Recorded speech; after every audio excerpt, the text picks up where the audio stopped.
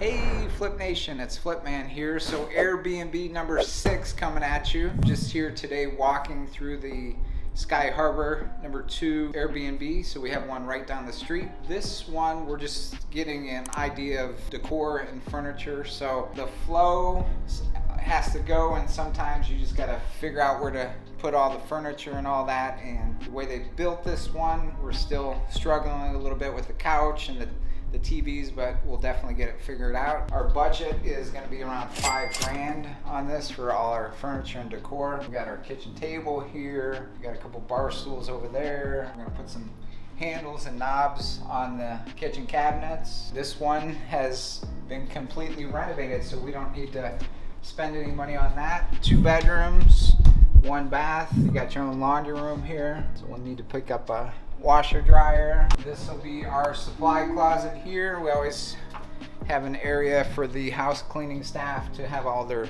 supplies, and then we'll just lock it. And then we got the 1 bathroom with the tub and the shower there.